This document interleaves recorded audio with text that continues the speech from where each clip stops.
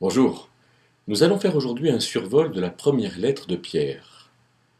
Cette lettre est écrite vraisemblablement après le départ de Paul de Rome, euh, Paul étant emprisonné à Rome entre 60 et 62 sous Néron, et Pierre va écrire ces deux lettres, on peut le penser, entre 62 et 64, pour encourager tous ceux qui sont à Rome et puis tous ces judéo-chrétiens qui ne savent pas bien quel va être leur sort et les exhorter à persévérer et à attendre cet apocalypse, c'est-à-dire cet événement de la venue du Messie pour régner sur Israël.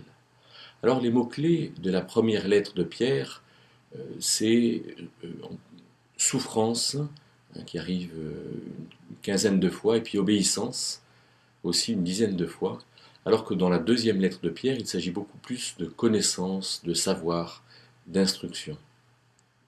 Dans sa première lettre, Pierre s'adresse donc à ces judéo-chrétiens, à ces chrétiens d'origine judaïque qui sont à Rome et qui ont été dispersés, c'est-à-dire que les persécutions ont effrayé, ont obligé à partir.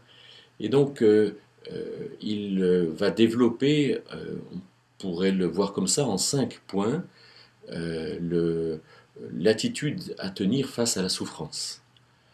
Alors, c'est commode dans la première épître de Pierre parce qu'il y a 5 chapitres, et donc on peut voir ces 5 points en prenant un par chapitre. Alors, chapitre 1, verset 7, Pierre va leur dire, eh bien, la souffrance, c'est l'examen de votre foi. Chapitre 2, verset 23, la souffrance, c'est l'examen de votre conduite. Chapitre 3, verset 14, la souffrance permet l'examen de vos motivations. Chapitre 4, verset 16, la souffrance, c'est l'examen de votre implication dans la vie chrétienne. Et puis, chapitre 5, verset 10, la souffrance, c'est aussi l'examen de votre attitude par rapport au temps qui passe et qui est finalement mesuré. Alors regardons un peu ces 5 aspects et souvenons-nous que globalement, dans les 2 premiers chapitres, Pierre encourage à la sainteté. Soyez saints car moi je suis saint, dit-il au chapitre 1er, et il encourage ces judéo-chrétiens en leur disant d'avoir une conduite parmi les nations qui est une conduite modèle et que eux sont appelés à représenter Dieu, cette sacrificature royale. Et à partir de la fin du chapitre 2, il va montrer des domaines de vie pratique que sont la nation, le rapport entre esclaves et maîtres. Il y avait environ une personne sur deux qui était esclave à l'époque au 1er siècle dans l'Empire romain, et même 80% à Rome.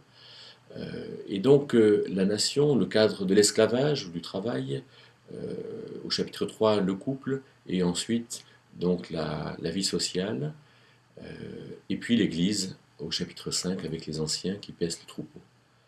Alors, 5 points, comme les 5 doigts de la main, ce qui n'est pas très long à retenir ou très difficile, et qui peuvent nous aider, nous personnellement, dans notre rapport à la souffrance. Alors, premier point, chapitre 1, verset 7, c'est que la souffrance, c'est l'examen de notre foi. En grec, examen, qui est traduit dans certaines versions par épreuve, dokimazo veut dire veut dire apparence, veut dire ce qui résulte de ce qui est montré. Euh, et donc l'examen serait une bonne traduction, c'est-à-dire que la foi permet de savoir où est-ce qu'on en est. Quand c'est difficile, on peut vraiment se rendre compte de nos forces, de notre patience, de notre lucidité, de nos perspectives, etc. Le deuxième point, l'examen de la conduite. Alors il dit, mais faites comme Jésus.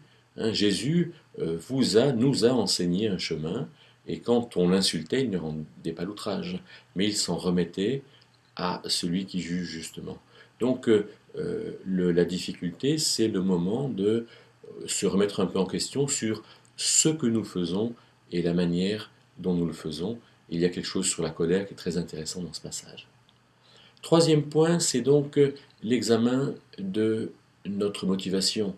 Pierre dira donc au chapitre 3 et au verset 14 que si quelqu'un souffre pour la justice, alors ça va, ça peut aller. Euh, mais il n'est pas question de souffrir parce qu'on est injuste. Et quand on est injuste, alors on se fait souffrir. On ne vit pas la souffrance de manière extérieure, mais c'est nous qui ajoutons une souffrance à ce que nous vivons. Et par exemple, mentir, fuir, manipuler, euh, euh, voler, rechercher le pouvoir sont des motivations qui ne sont pas bonnes. Euh, faire la guerre dans les familles, dans l'Église, etc. Quatrième point, chapitre 4, verset 16, Pierre dira que si quelqu'un souffre comme chrétien, qu'il n'en ait pas honte. C'est-à-dire que l'œuvre de Christ, l'œuvre de Dieu, se fait et doit se faire dans l'œuvre personnelle de chacun. Et donc, souffrir comme chrétien ne devrait pas être considéré comme un problème. Bien sûr, il ne faut pas qu'on cherche forcément à souffrir. Mais alors, quand on est rejeté comme chrétien, eh bien, voilà, c'est le cadre général de Dieu et nous n'avons pas à en avoir honte. Et donc, le dernier point, Pierre dira, au chapitre 5, verset 10, que quand vous aurez souffert un peu de temps, comme si la vie était courte et que finalement, euh, nous avions à faire ce que nous avions à faire avec simplicité, et voilà une clé de réussite générale dans la vie. Alors à retenir, les mots-clés, c'est obéissance et souffrance. Et c'est sûr que quand on obéit à Dieu dans la souffrance, alors c'est là où on est réellement en sérénité. Alors à nous d'en faire quelque chose.